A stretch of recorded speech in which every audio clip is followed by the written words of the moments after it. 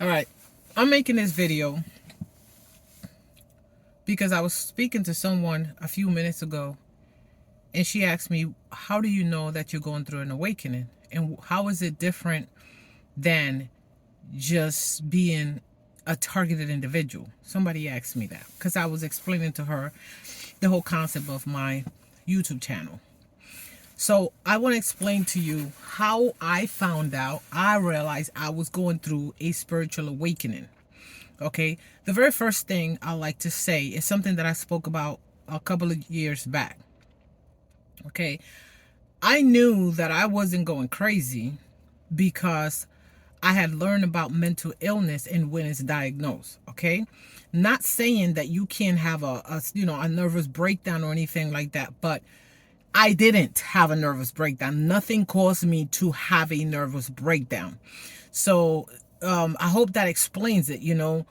The traumatic experience that I had did not cause me to just like bug out. It wasn't that serious to me. It was just surprising, and it was like a blindsided type of situation. It wasn't something that's like shook my whole world.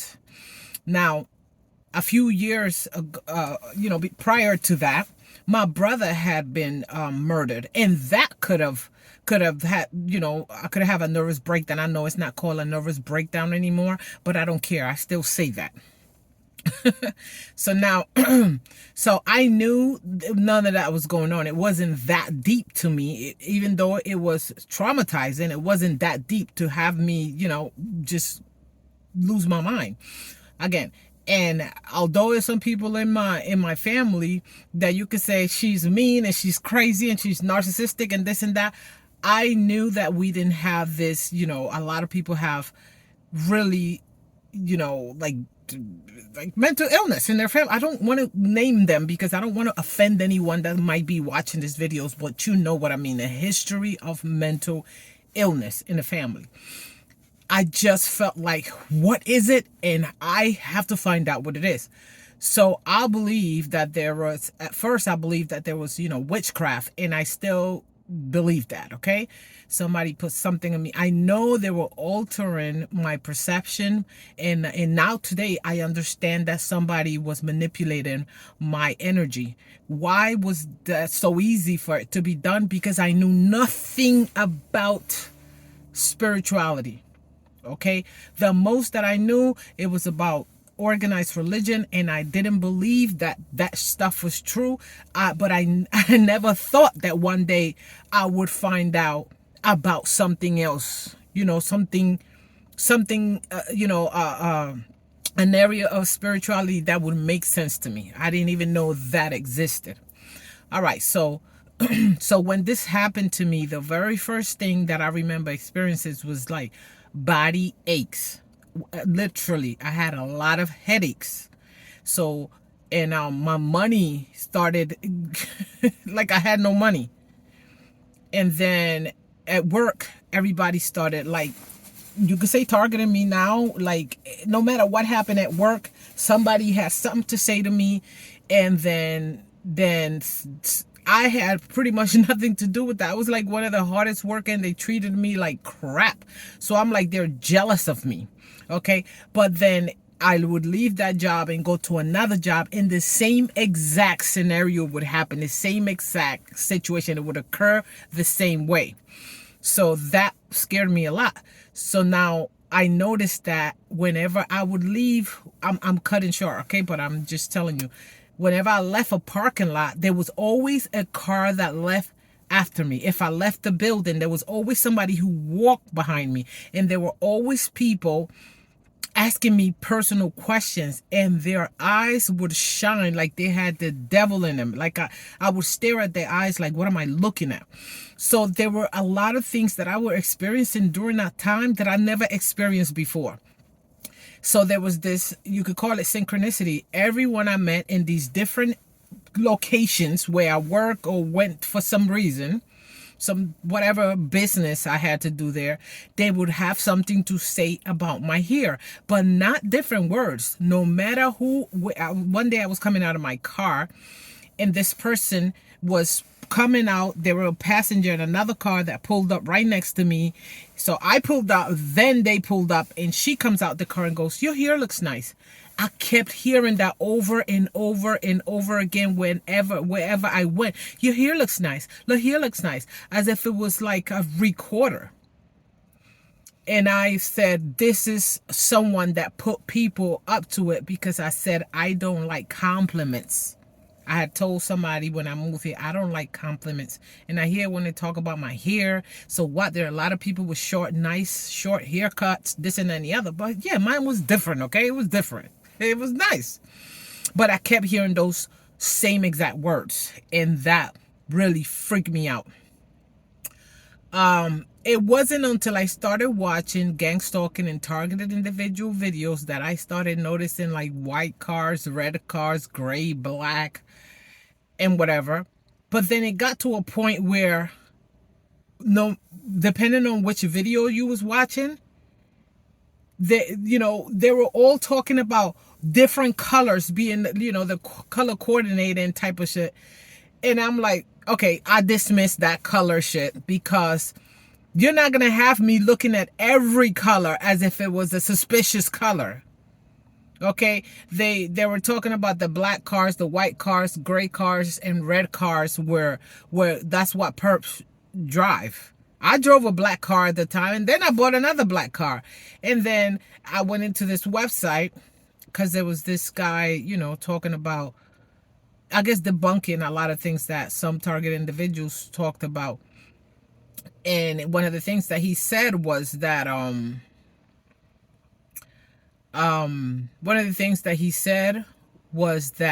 those are the most popular colors: black, white, red, and gray. Okay, so he showed a website. I went to the link, and sure enough, this is knowledge that I didn't have. So I dismissed that whole color thing.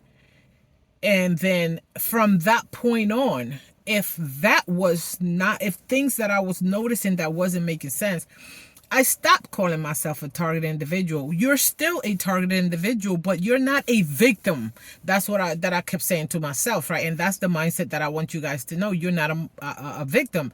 So doing further research into whatever the symptoms that I was having, whether it was physical, the headaches that I was having, back pain, lower back, knee pain, and I was just craving for sugar. And I'm like, what is going on? Like, I don't even eat sugar. And I didn't want anything with sugar. And then my dreams started becoming I saw dogs. And so I do believe somebody did witchcraft. But I'm like, why am I meeting these type of people? What is it? So I kept reading and finding out, because I had to get to the bottom of this, right? Otherwise, life doesn't make any sense to me at that point. So upon doing further research, then I stumbled upon the topic of spiritual awakening. Okay, now I'm listening. So what I started with, I learned about energy vampires. I learned about how people do energy work. I learned about the dark night of the soul.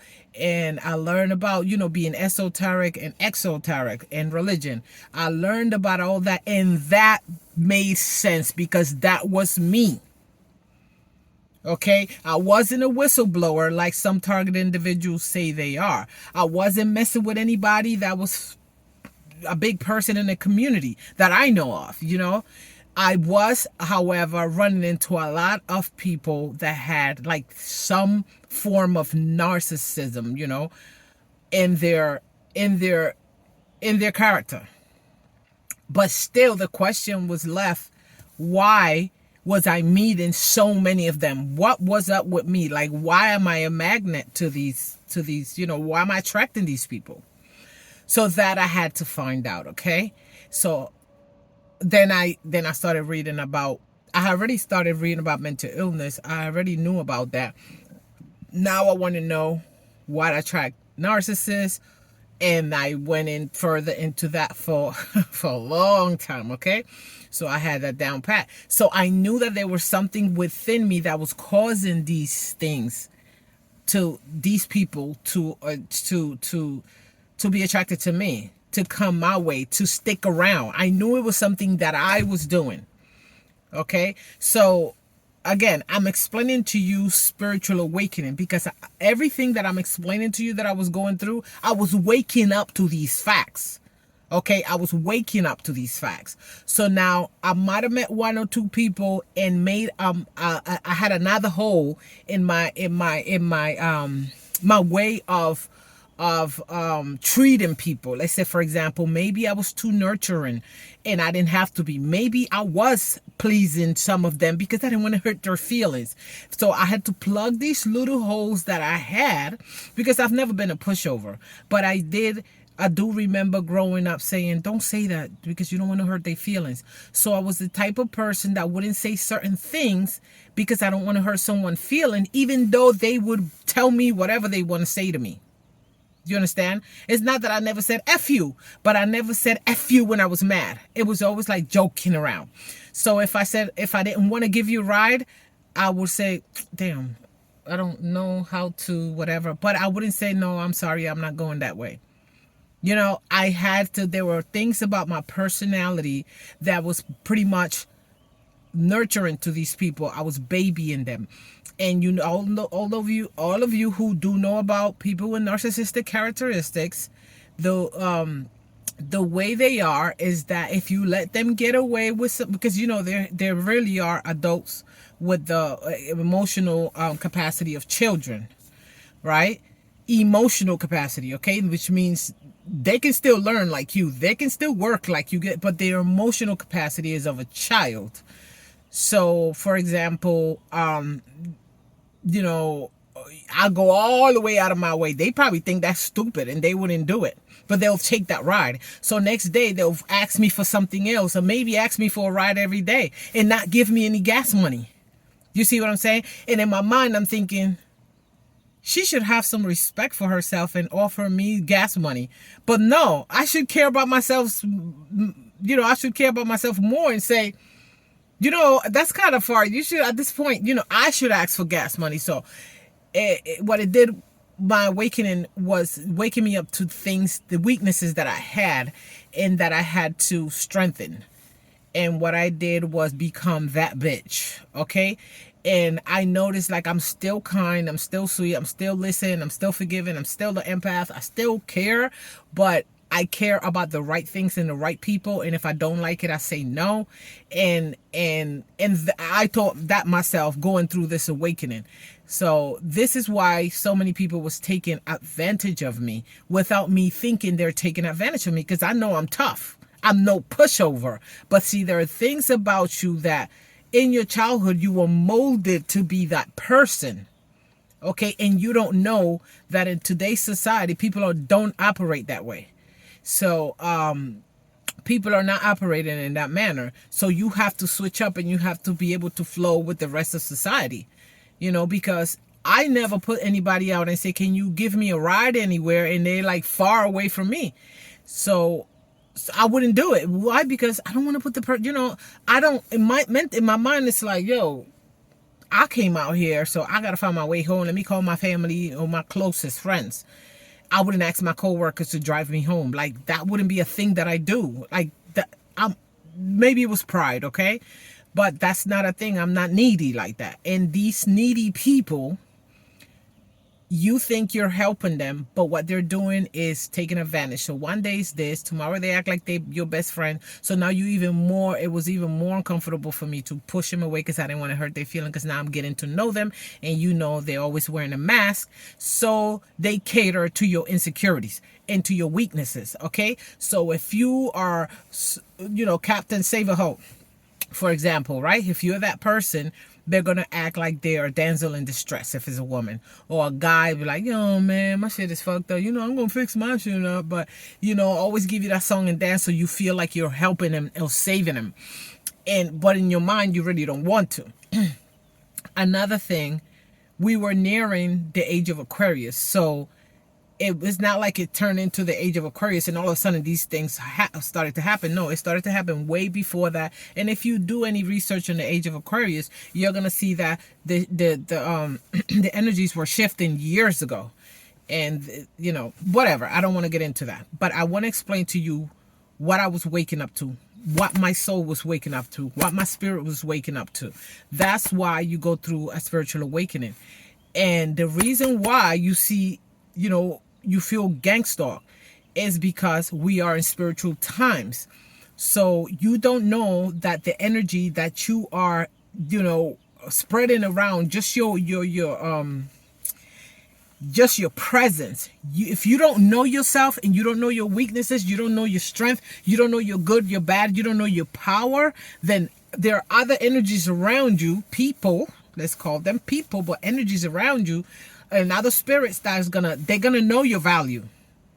They're gonna watch you. They're gonna feel your energy. They're gonna see how you talk. They're gonna, oh my God, her simple words are so powerful.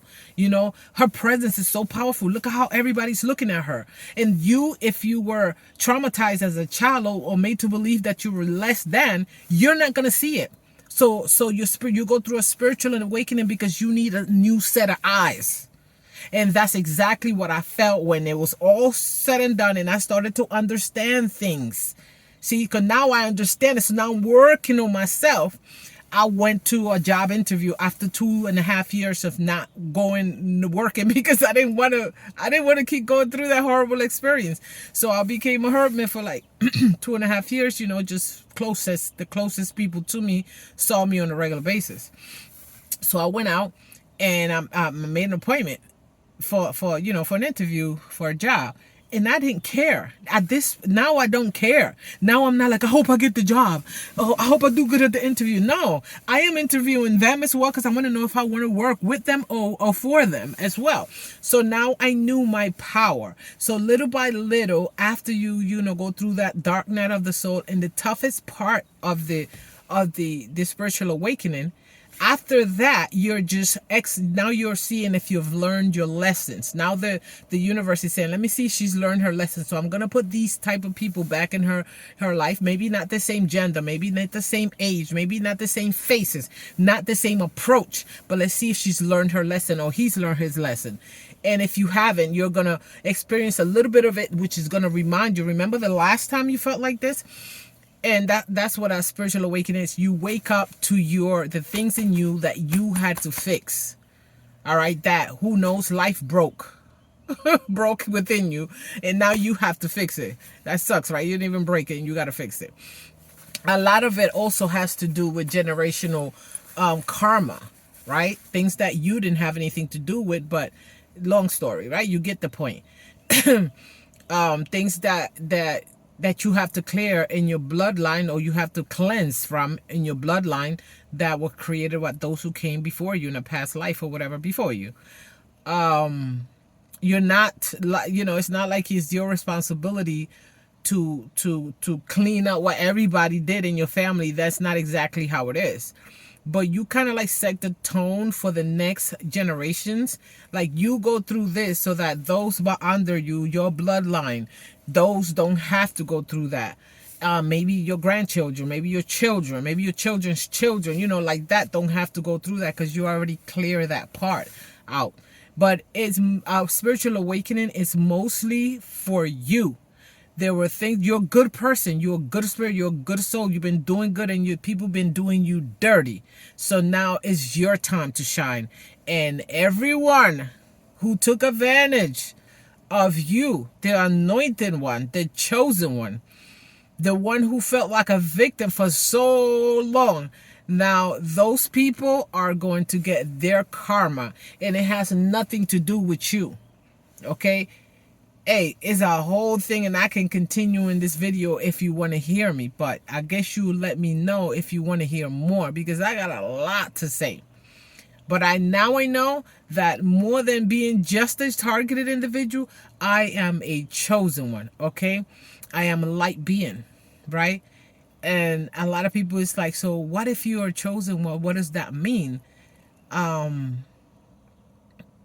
I have to explain it to you, you're not there yet. Okay, and it can just get confusing and stuff like that. But I could explain it to you, but it's not just going to be in one video. It is a whole thing. And, I was watching a movie the other day, and the movie is called Free Guy, I believe. I saw it on a Disney channel. And so when he wears these glasses, right, he puts on these glasses and he sees a whole new world. And it's like simulation, computer, like a video game. And so when I was done watching that movie, I was like, damn, I like my new, it just popped up in my head. Like, I like this new simulation, more than I like the other one that I had before for so many years. I like these new set of glasses, this new set of eyes. I like them better because the ones that I had before that I was living with, smiling with, while I had pain inside of me, repressed shit that I was stuck. I just said, once I felt like I had a new, and the glasses and the sunglasses, the sunglasses made you feel, it just brought me to when I came out from that dark night of the soul, the worst part of your awakening. When I came from that and I went to that interview, I remember it was a rainy day. It was like grayish for most, right? And to me, it was sunny. It just looked so bright. And I'm like, and I remember I kept leaning over in my car to look at my, looking at my hood like, yo, why it looks so different? It's almost like I literally had a new set of eyes. So the sunglasses in that movie made me think of that. And the other things that were happening there that it all made sense to me, right? You put in a new glasses, and they kept saying, I feel stuck. And that's how I was. And that's how I felt, and now today things are different. So listen, let me stop. But I just wanted you guys to understand what a spiritual awakening is. And I hope I made sense. And I hope you like this video. And if you have any questions, I would answer any questions. But remember, everybody experiences different things, a little bit of a difference, for the simple fact that we all got a different path to walk, okay? Your journey could be different than mine. You could be here for one reason. I'm here for one reason. You could be here for another reason. Like me, I'm a healer. And this is why I was attracting all these people, because they're sick and they were looking for healing. But little did I know, what they were looking for. And goddamn, they knew what I was before I found out what I was. So now I know my value, and I, reserve that sharing that with people. I reserve it for people who I feel deserve it, not just people who just needy and mean and selfish and drawing energy from me and got nothing to give me back but hate and envy and witchcraft and wicked stuff. None of these people wanted to be my friend. None of them came to me legit. None of them had good intentions. They all had bad intentions. And I had to figure out how to not attract these people, and putting myself first, loving myself, and knowing my value. Knowing your worth is very important. And knowing that you don't have to give anything that you don't want to give.